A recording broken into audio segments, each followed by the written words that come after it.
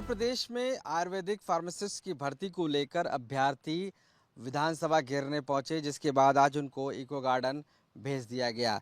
ये वो अभ्यर्थी हैं जो पिछले काफ़ी समय से सरकार से गुहार लगा रहे हैं कि इनकी जो भर्ती कोर्ट में फंसी हुई है उसमें सरकार अपना स्टैंड क्लियर करे, अपने भेजकर कहीं ना कहीं इनकी जो भर्ती है उसको क्लियर कराया जाए। आयुर्वेदिक फार्मासिस्ट की आज विज्ञापन संख्या 1 परीक्षा 2024 की है, जिसमें साफ तौर से इनकी मांगे हैं कि लंबित भर्ती पर तुरंत फैसला हो और इसके साथ अब नहीं चलेगी देरी की मार, युवा करे जोरदार। इस तरीके के इनके जो स्लोगन हैं वो लेकर ये सभी आज लखनऊ पहुंचे। उत्तर प्रदेश के अलग अलग जिलों से ये लखनऊ पहुंचकर अपनी मांग चीफ मिनिस्टर योगी आदित्यनाथ के सामने और अपने विभाग के जो मंत्री हैं उनके सामने रख चुके हैं। इसमें कई महिलाएं भी शामिल हैं जो अपने बच्चों के साथ इस प्रदर्शन में पहुंची हैं और मांग कर रही हैं कि आखिर कोर्ट में सुनवाई के लिए क्यों सरकार पैरवी नहीं कर रही, हर पेशी पर नई तारीख और कैसे न्याय होगा, इस तरीके की बातें कही जा रही हैं। और ये 54वीं सुनवाई है कल, जिसको लेकर आज ये अभ्यर्थी लखनऊ पहुंचे विधानसभा। वहां पर इन्होंने घेराव करके अपनी बात रखने की कोशिश की, लेकिन इसके बावजूद भी इनको न्याय अभी नहीं मिल पाया है और अभी भी ये न्याय की तलाश में भटक रहे हैं। आखिर क्यों देरी हो रही है, इन्हीं से पूछते हैं। क्या नाम है आपका, कहाँ से आई हैं? आयुषी पटेल जी, कहाँ से? उन्नाव से।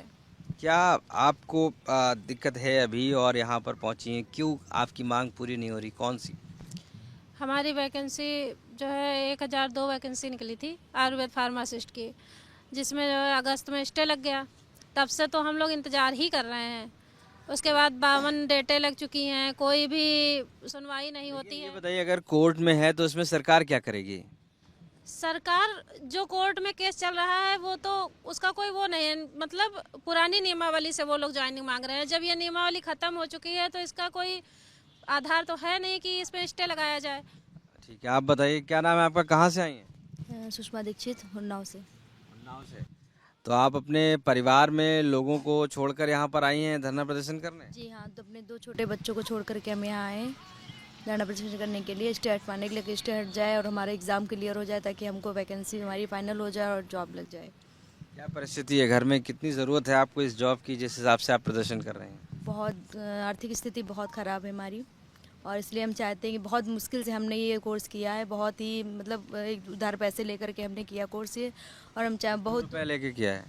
हमने 1 लाख रुपया लिया था उधार, जिसमें से भी उन्होंने कुछ दे दिया, कुछ अभी भी नहीं दे पाए हैं। हम चाहते हैं कि अगर ये फाइनल हो जाए, हमारी जॉब लग जाए तो हम वो दे दें, हमारे आर्थिक स्थिति में थोड़ा सुधार हो सके। और भी लोग यहाँ पर मौजूद हैं। ये बताइए कि जो ये भर्ती है इसमें पुराने विद्यार्थी गए थे, तो आप सरकार से क्यों मांग कर रहे हैं कि सरकार आपकी तरफ से कोर्ट में खड़ी हो?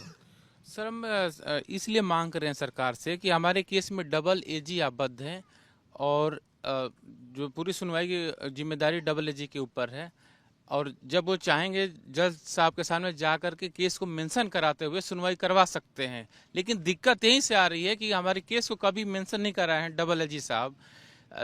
सरकार से मेरा करबद्ध प्रार्थना है कि डबल एजी साहब को कोर्ट रूम में भेज करके और हमारे केस को मेंशन कराते हुए सुनवाई किया जाए और यथाशीघ्र इस मैटर को निपटारा किया जाए। सरकार क्यों करेगी जब आपका कोर्ट में है? सरकार का डबल एजी हमारे, अब सरकार जो मेन पार्टी है सर सरकार, ये सरकार के विरुद्ध ही जो भी केस हुआ है, जो एप्लीकेशन रिट एप्लीकेशन लगाई है सरकार के विरुद्ध ही लगा है। मेन रेस्पोंडेंट सरकार ही है सर। कौन सी सुनवाई कब है और आज आप लोग विधानसभा गए थे, क्या हुआ? विधानसभा हम लोग आज गए थे, तो विधानसभा घेराव करने गए थे, तो वहाँ से पहले ही हम लोग को जो है पुलिस के माध्यम से यहाँ से ला के यहाँ इको गार्डन छोड़ा गया।